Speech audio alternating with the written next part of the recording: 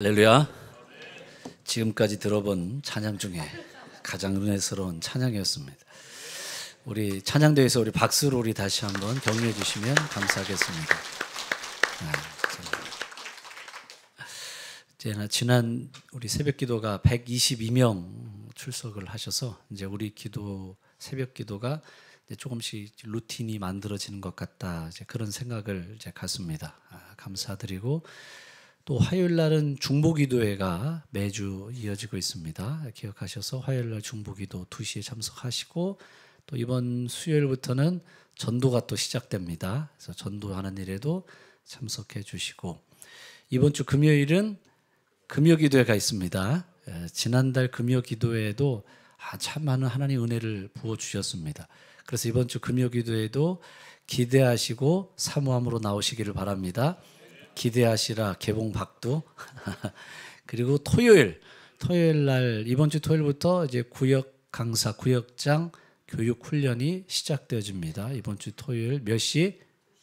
2시부터 시작되어집니다. 뭐 한 주간의 일정이 무척 바쁘네요. 보니까 굉장히 일정들이 바쁘고, 뭐 저도 신방대로 일정들이 다 잡혀 있는데, 기억하시고 잊지 마시고 꼭 참석해 주시기를 부탁드리겠습니다. 우리 옆에 사람들 앞뒤 좌우가 한번 인사 나누겠습니다. 오늘은 좋은 날입니다. 오늘은 좋은 날입니다. 지금 우리가 살아가는 시대를 일컬어서 피로사회라고 부릅니다. 많은 사람들이 피곤을 호소하고 있습니다. 직장생활들은 어떠세요? 직장생활도 피곤하죠. 직장생활이 쉽지 않습니다. 직장생활도 피곤하고 가정도 마찬가지입니다. 쉼과 안식을 누려야 되는 가정 안에서 피곤함이 있어요. 부부 사이에 갈등이 일어나고, 또 부모와 자녀들 사이에 갈등이 일어납니다. 그래서 피곤한 거예요. 사회는 어떻습니까? 사회에서는 좋은 이야기들이 들려오면 좋을 텐데 안 좋은 이야기들이 훨씬 더 많이 들려옵니다. 그래서 사회 속에서의 이야기를 보면 피로한 거예요. 피곤합니다. 경제는 어때요? 경제도 쉽지 않습니다. 미국이 관세를 25%를 물리겠다. 우리나라는 수출을 통해서 얻는 이익이 많은데 지금 대미 수출에도 어려움이 있습니다. 경제도 어려워요. 물가가 얼마나 올랐습니까? 날이 갈수록 물가는 계속해서 올라가고 있어요. 마트에서 10만 원, 20만 원, 뭐 이전에 장을 보면 그런 대로 좀 살 수 있었던 것 같은데, 지금은 뭐 10만 원, 20만 원을 줘도 별로 그렇게 살 게 없어요. 이런 이야기들 하더라고요. 아이고 10만 원 줘도 살 게 없어. 그런 이야기들 하시죠. 물가가 얼마나 올랐는지 모릅니다. 청년들의 취업난도 심각합니다. 취업할 수 있는 곳이 점점 줄어들고 있죠. 기업들은 사람을 안 뽑죠. 그러다 보니까 청년들이 미래에 대한 불확실성 때문에 결혼을 안 해. 어떻게 될지 모르니까. 결혼을 해도 자녀를 낳지 않습니다. 그런 사회, 그런 시대 가운데 우리가 살아가고 있습니다. 주택난도 얼마나 심각해요. 집값이 얼마나 비싼지 모릅니다. 서울의 강남 그러면 20억, 30억, 40억? 도대체 40억을 어떻게 모아요? 1억 모으기도 어려운데 40억의 집값이 그렇게 한다는 거예요. 그래서 나온 말이 미친 집값, 이런 말들이 나와요. 서울에서 전세를 얻으려고 해도 5억, 6억, 7억, 뭐 상상을 초월하는 집값입니다. 그래서 지금 너무나도 우리는 피로사회 속에 살아가요. 우리 장년들 같은 경우에는 은퇴 준비가 안 됐습니다. 100세 시대에 100세 시대를 이야기하고 있지만 100세를 사는 게 중요한 게 아니에요. 100세까지 살 수 있는 준비가 안 돼 있어. 그건 준비가 안 돼 있어요. 그런 시대 가운데 살아가고 있습니다. 그래서 저마다 불안과 걱정과 근심, 염려 속에 피로사회 속에 살아갑니다. 자살률은 해마다 점점 늘어가고 있는 거예요. 인터넷에만 들어가도 고통 없이 죽는 방법, 그런 글들까지 올라가 있습니다. 얼마나 지금 살기 어려우면 이 자살이란 이야기들이 인터넷 속에서 회자되고 있을까. 심지어는 성도들 가운데도 찾아와서 목회자에게 이런 이야기를 해요. 목사님, 자살하면 진짜 지옥 가나요? 이런 이야기를 물어봐요. 얼마나 살아가는 게 힘들면 자살이라는 것을 생각하면서 살아갈까. 또 그걸 듣고 보니까 제 가슴이 먹먹하기만 합니다. 그런데 우리가 이런 피로사회 속에 살아가고 있는데, 이 피로 사회 속에 살아가는 이 시대 가운데 짐 신발라 목사님이 쓴 난관을 뚫는 기도, 이 책을 읽다 보니까 그 한 구절이 제 가슴 가운데 도전과 감동을 주었습니다. 짐 신발라 목사님이 이런 이야기를 하셨어요. 어떤 어려움도 우리 삶에 베풀어 주시는 하나님의 축복을 막지는 못한다. 따라해 보세요. 어떤 어려움도 우리 삶에 베풀어 주시는 하나님의 축복을 막지는 못한다. 여러분 믿으십니까? 어떤 우리의 삶에 난관이 있고 어려움이 있다 할지라도 하나님의 축복을 막을 수 없는 걸 여러분 믿으시기를 바랍니다. 성경 속에 나와 있는 인물들을 보세요. 모든 사람들이 다 난관이 있어요. 그런데 그 난관을 하나님의 축복을 막지는 못했어요. 요셉의 경우를 보세요. 요셉이 이제 애굽의 노예로 팔려가요. 보디발의 집에서 감옥으로 들어가요. 그런데 그 어려운 난관 속에서도 하나님의 축복을 막을 수가 없었어요. 끝내는 그가 애굽의 총리가 됩니다. 다윗도 사울 왕을 피해서 광야에서 오랜 시간 동안 도망 다니고 있을 때, 근데 그 도망자의 신세 속에 있지만 그 난관도 하나님의 축복을 막을 수 없었어요. 성경에 어려운 사람을 이야기한다, 고난과 고통의 사람을 이야기한다. 그럼 대표적인 사람이 욥이잖아요. 욥. 자녀들을 한순간에 잃어버려요. 재산을 전부 잃어버려요. 사랑하는 아내는 남편을 저주하고 떠나갑니다. 그런데 그 엄청난 고난과 시련 속에서도 그 고난과 시련이 하나님의 축복을 막을 수는 없었어요. 그래서 여러분 잊지 마십시오. 우리가 피로사회 속에 살아가고 있지만 어떤 난관도 하나님의 축복을 막을 수 없습니다. 그리고 끝내는 우리를 향한 하나님의 놀라운 역사가 일어나요. 우리가 읽었던 성경 본문 말씀을 보겠습니다. 말라기 4장 2절 말씀에는 이렇게 이야기를 합니다. 내 이름을 경외하는 너희에게는 공의로운 해가 떠올라서 치료하는 광선을 비추리니 너희가 나가서 외양간에서 넌 무엇처럼 뛰리라? 송아지같이 뛰리라. 제가 어렸을 때 송아지가 태어나는 광경을 봤습니다. 이 송아지는 엄마 뱃속에서 나오자마자 처음에 뒤뚱뒤뚱거리더니 자기 발로 일어서더니 뛰기 시작을 하는 거예요. 사람은 태어나면 어때요? 기는 거는 고사하고 머리 드는 것도 못하잖아요. 그런데 송아지는 태어나자마자 뛰어다닌단 말이에요. 지금 우리가 살아가고 있는 이 시대는 피로사회 속에 살아가고 있습니다. 피로사회 속에 살아가고 있는 우리들, 피곤하다는 말을 입에 달고 살아가는 우리들이 말라기 선지자에서 이야기한 것처럼 오늘 송아지같이 뛰어다닐 수 있어야만 합니다. 그러면 이 피로사회 속에 살아가는 우리가 말라기 선지자가 이야기한 것처럼 어떻게 송아지처럼 뛰어다닐 수가 있을까요? 말씀을 여러분 다시 보시기 바랍니다. 말라기서 4장 2절 말씀을 다시 보면 내 이름을 경외하는 너희에게 공의로운 해가 떠올라 칠의 광선을 비치리니 외양간에서는 송아지같이 뛰리라. 말씀해 보니까 송아지같이 뛰어다닐 수 있는데 어떤 사람이? 그 앞에 이렇게 이야기합니다. 내 이름을 경외하는 사람에게, 하나님을 경외하는 사람에게 치료의 광선이 비춰주시고 하나님을 경외하는 사람이 송아지같이 뛰어다닐 수 있는 걸 여러분 믿으시기를 바랍니다. 정답은 하나님을 경외하는 데 있다는 거예요. 하나님을 경외해라.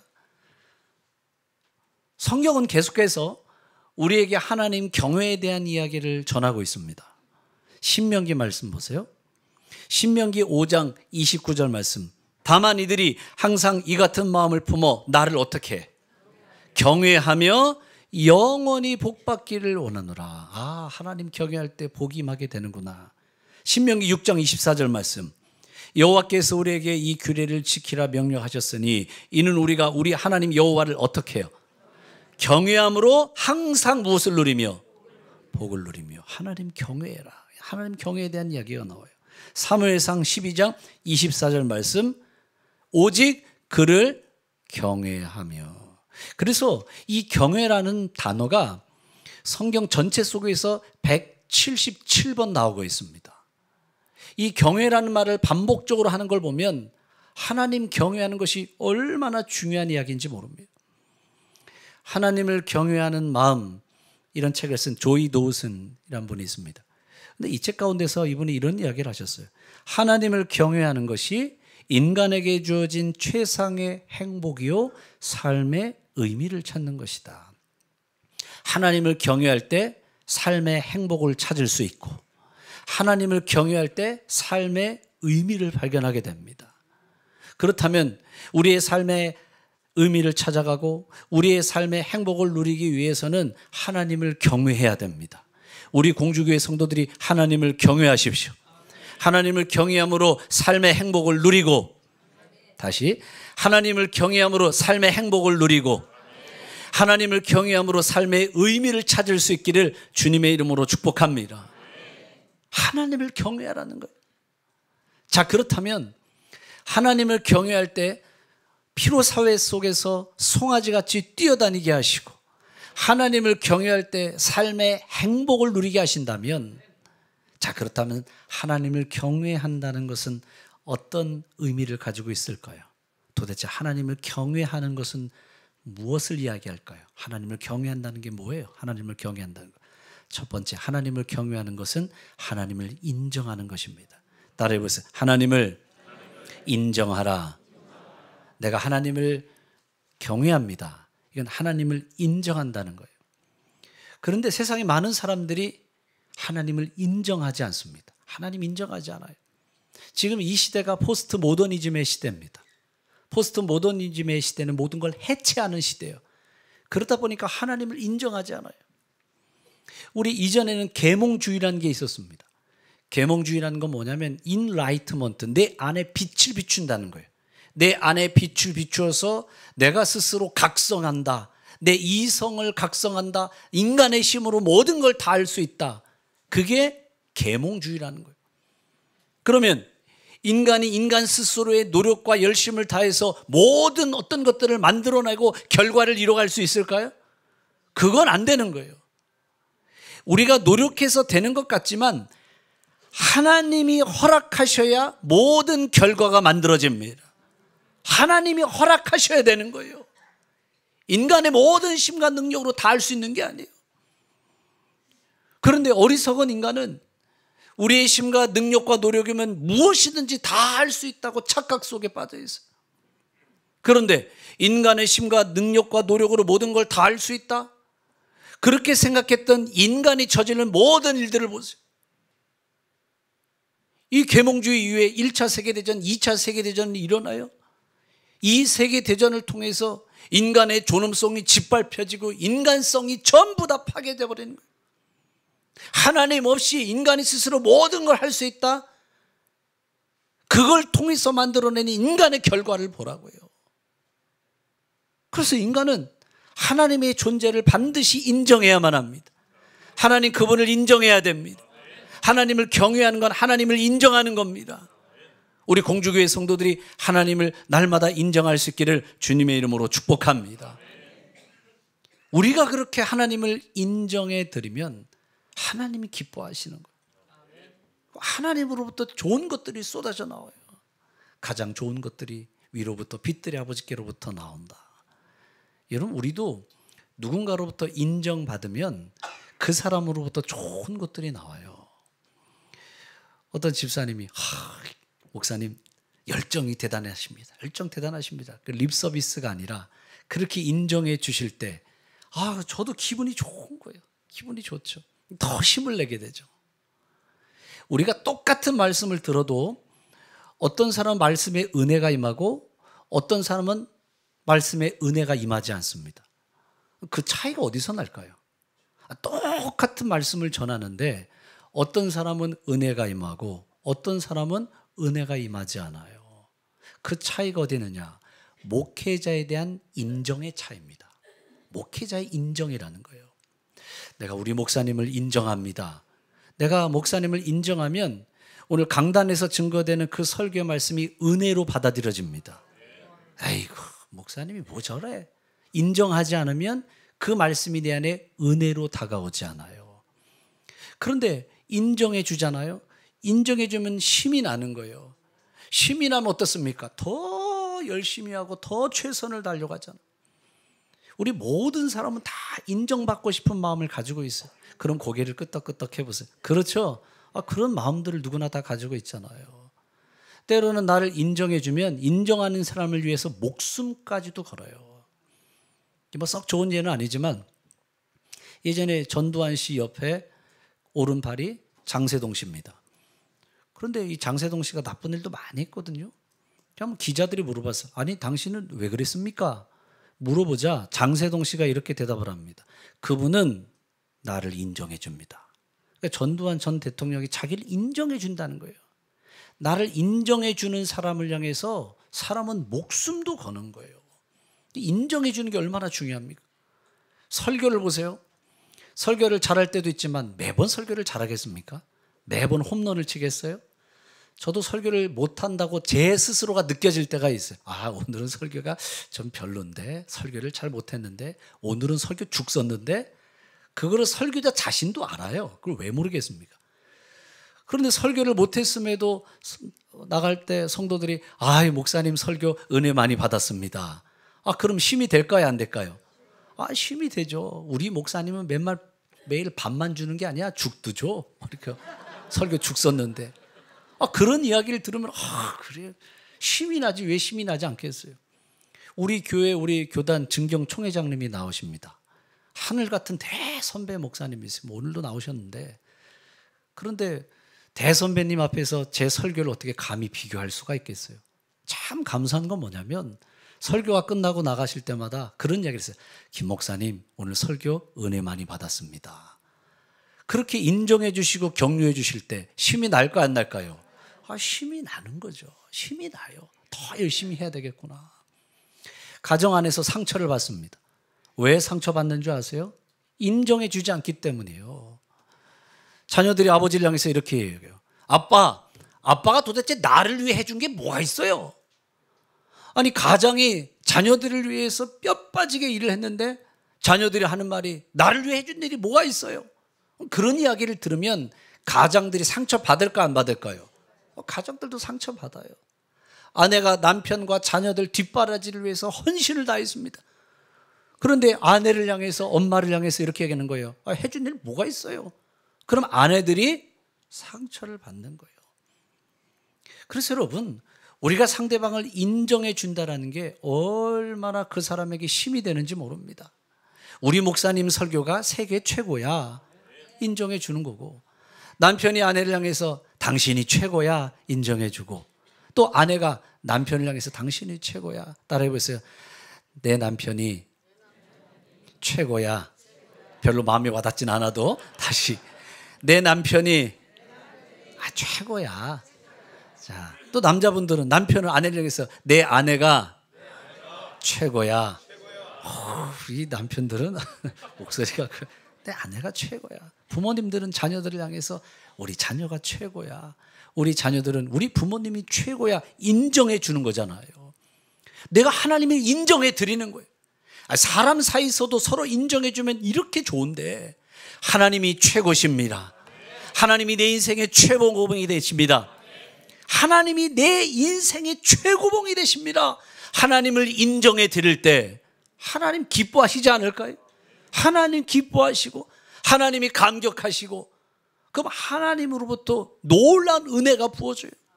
잠언 말씀을 보세요. 잠언 3장 6절 말씀 읽어보겠습니다. 시작. 너는 범사에 그를 인정하라. 그리하면 내 길을 지도하시리라. 하나님을 인정하면 하나님을 경외하면 하나님께서 우리의 길을 열어주시는 걸 여러분 믿으시기를 바랍니다. 하나님 인정하라는 거예요. 하나님 경외하라는 거예요. 내가 대학에 들어갈 수 있었던 것도 하나님이 인도해 주셨습니다. 인정하고 하나님 내가 사업을 하고 내가 직장 생활을 할 수 있는 것도 하나님이 내 길을 이끌어 주셔서 내가 할 수 있는 겁니다. 인정하는 거고 인정할 때 하나님의 압도적인 은혜가 부어지는 거예요.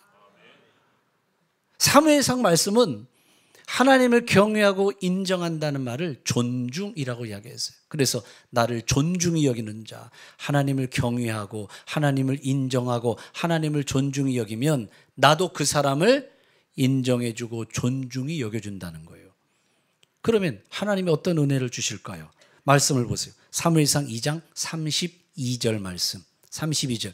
내가 하나님을 경외하고 인정하고 존중하면 그러면 내가 모든 이스라엘 사람들에게 온갖 무엇을 주세요? 좋은 것들이 하나님으로부터 쏟아져 나오는 거예요.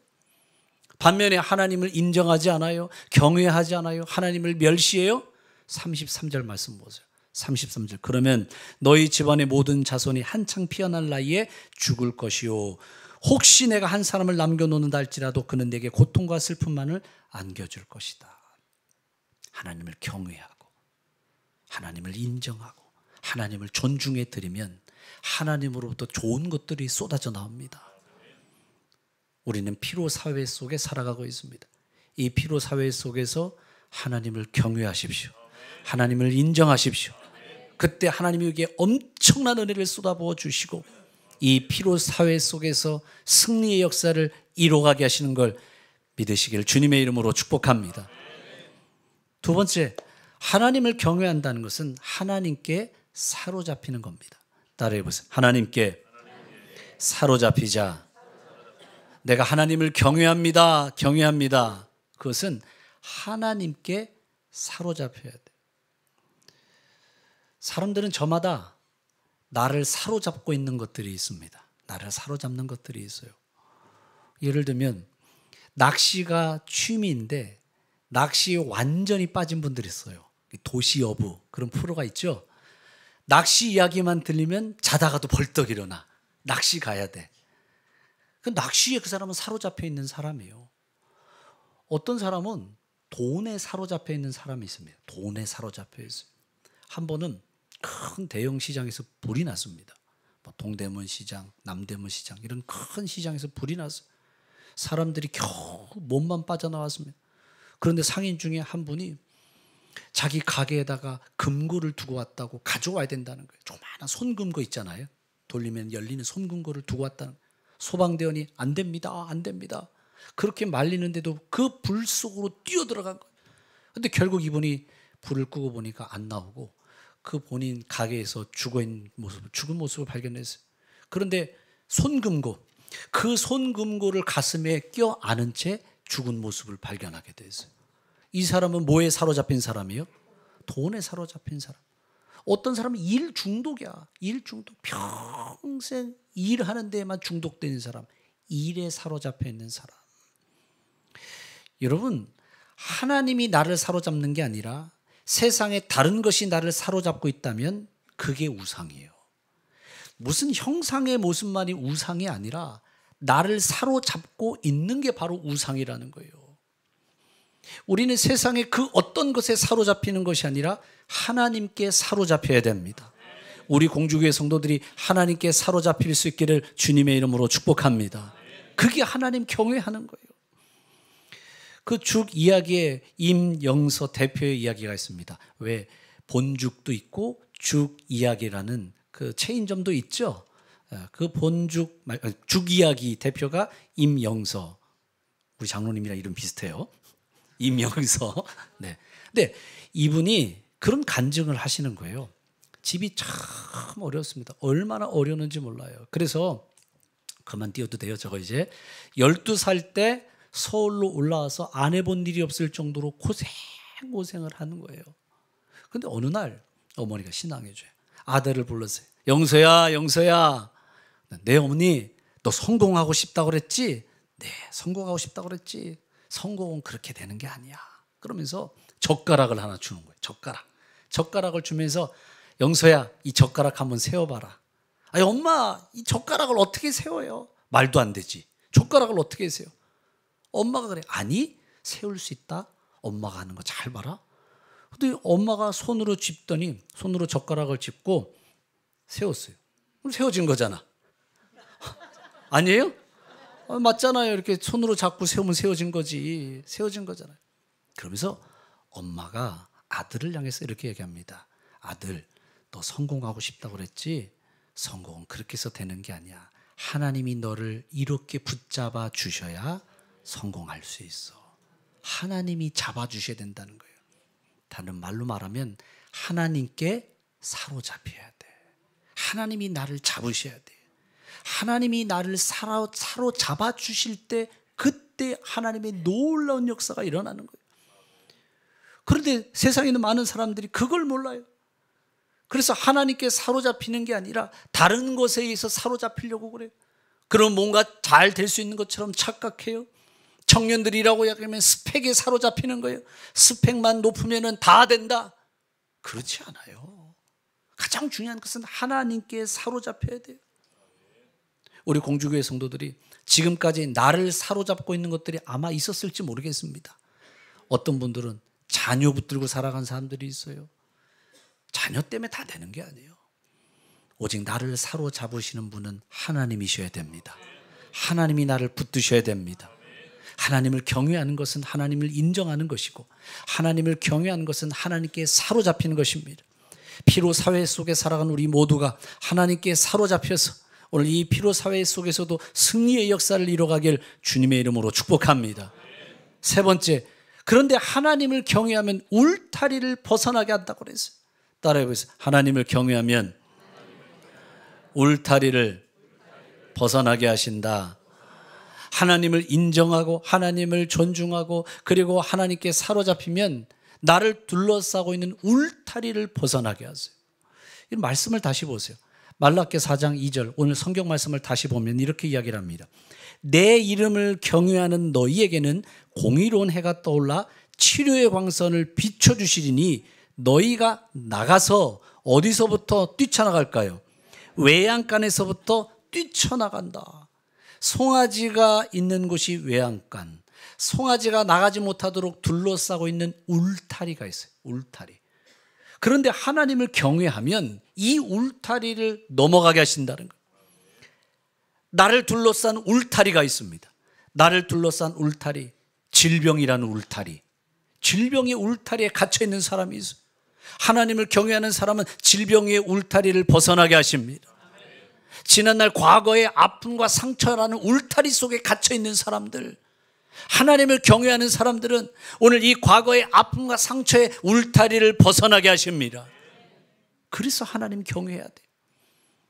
어떤 사람은 스스로의 울타리를 치고 그 안에 갇혀서 살아가는 사람도 있어요. 내가 스스로 울타리를 만들어 놓고 이 울타리가 나를 지켜줄 것이라고 착각하는 거예요. 그래서 계속해서 그 울타리를 높게 치는데 그 울타리가 나를 지켜주고 그 울타리가 나를 보호하지 않아요. 나를 지켜주시고 나를 보호하시는 분은 하나님이신 걸 믿으시기를 바랍니다. 성경의 대표적인 사람이 누구냐면 가인이에요. 가인이 동생 아벨을 죽여요. 그 이후에 가인 안에는 죽음에 대한 두려움과 불안함이 생겨요. 그래서 이 죽음과 불안함과 이 두려움으로부터 자기가 지켜지기 위해서 스스로의 울타리를 만들어요. 성경 보겠습니다. 창세기 말씀. 창세기 4장 14절. 주께서 오늘 이 지면에서 나를 쫓아내시온즉 내가 주의 낯을 배웁지 못하리니 동생 아벨을 죽였어요. 이 땅에서 유랑하고 유리하는 자가 되어 내가 땅에서 피하여 유리하는 자가 될지라도 물은 나를 만나는 자마다 나를 죽이겠나이다. 동생을 죽인 벌 때문에 사람들이 혹시 나를 죽이면 어떻게 할까요? 걱정, 근심, 두려움을 가지고 살아가요.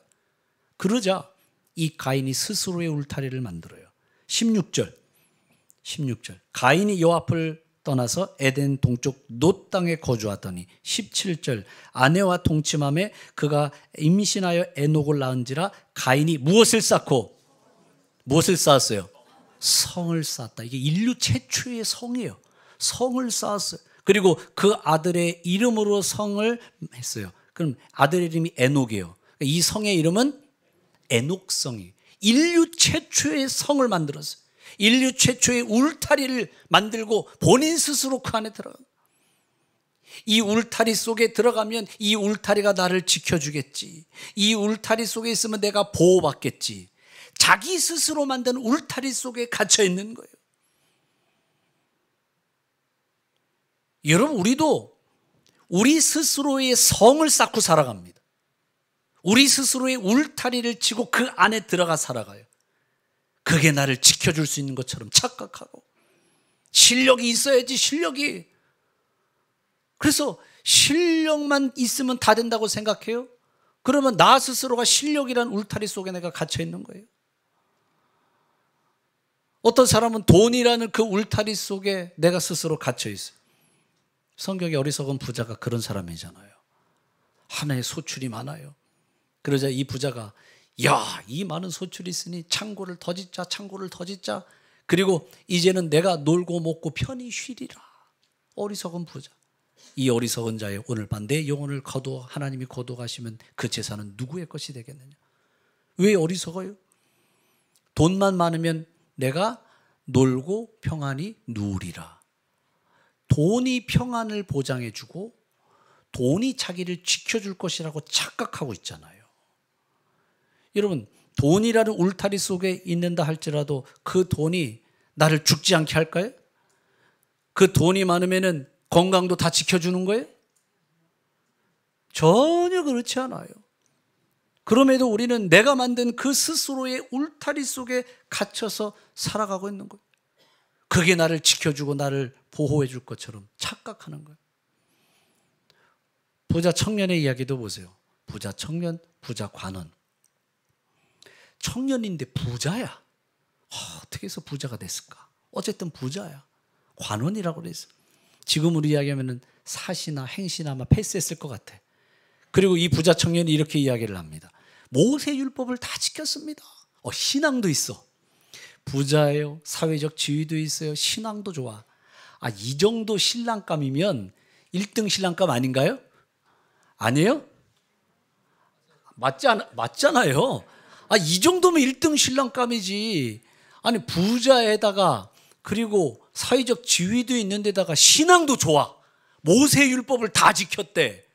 신앙도 좋아. 이 정도면 1등 신랑감 아닌가요? 1등 신랑감이지. 요즘 말로 말하면 엄친아. 최고잖아, 최고. 이런 사람이 어디에 있어요? 대단한 거지.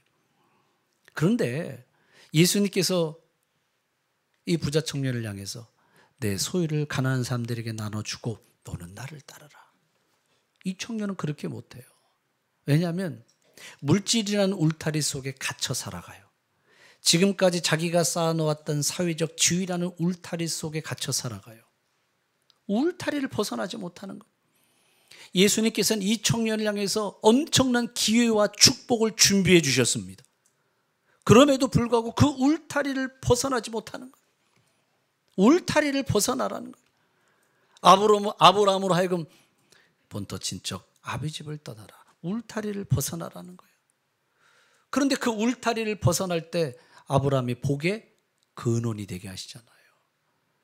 그래서 여러분, 하나님을 경외하는 사람들은, 하나님을 인정하고 하나님을 신뢰하고 하나님께 사로잡힌 사람들은 울타리를 벗어나게 하십니다. 그리고 하나님이 우리를 위해 준비해 놓으신 그 엄청난 기회와 은혜들을 누리게 하십니다. 우리 공주교회 성도들이 나를 둘러싸고 있는 울타리를 벗어날 수 있기를 주님의 이름으로 축복합니다. 경제학에서 기회비용이라는 말이 있어요. 기회비용. 기회비용이라는 것은 어떤 한 가지를 선택할 때 다른 모든 것들을 포기해야만 하는 손해, 그걸 일컬어서 기회비용, 그렇게 이야기를 합니다. 예를 들면 이런 거예요.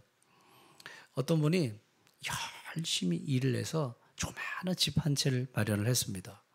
그런데 집에 딸이 둘, 그리고 아내, 여자만 셋이야. 그러다 보니까 점점 시간이 지나고 자녀들이 커요. 아침에 출근해야 되고 학교 가야 되고 전쟁이야. 이렇게 안 되겠다. 화장실 2개짜리 집으로 이사를 가야 되겠다. 아침마다 화장실 때문에 전쟁이다. 그래서 받을 수 있는 대출의 한도는 한도만큼 전부 끌어들여서 화장실 2개짜리 집을 샀어요. 서울에 30평짜리 집 살려면 값이 얼마나 비싸겠어요. 10억 넘고 이럴 텐데 있는 돈을 다 끌어모아서 대출까지 해서 집을 구입을 하게 됐습니다. 그러면 지금은 대출 이자만 내는 게 아니라 이자 원금을 같이 갚아야 된단 말이에요. 그러니까 뭘 하고 싶어도 못 하는 거예요. 항상 재정적인 압박이 있습니다. 어디 여행도 가야 되는데, 가족들과 여행을 가야 되는데 여행을 못 가. 왜냐하면 대출 이자와 대출 원금을 갚아야 돼. 그 생각을 하니까 어디 여행을 못 가. 외식을 해야 되는데 그 생각을 하니까 외식도 못 해. 친구들하고 만날 때는 밥도 한번 사고 그래야 됩니다. 어떻게 매일 얻어먹어요. 친구가 한번 사주면 나도 한번 밥을 사줘야 되잖아요. 근데 친구에게 밥을 한번 사주려고 했더니 그 생각이 드는 거예요. 이번 달 나가야 되는 대출, 이자, 원금이 있는데 친구도 못 만나. 이분은 화장실 2개 잘린 집을 얻기 위해서 많은 기회비용을 지불해 버렸습니다. 여행을 떠나서 가족들과 좋은 추억을 쌓아야 돼요. 추억이 없어. 추억이라는 기회비용을 지불해 버린 거예요.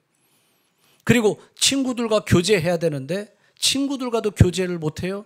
친구라는 그 기회비용을 잃어버린 거예요. 다 사용해버린 거예요. 무엇을 얻기 위해서? 화장실 2개 딸린 집을 얻기 위해서. 그 화장실 2개 딸린 집이라는 울타리 속에 갇혀 있는 거예요. 아무것도 못해요. 아무것도. 나중에 시간이 지나서 후회 아닌 후회를 합니다.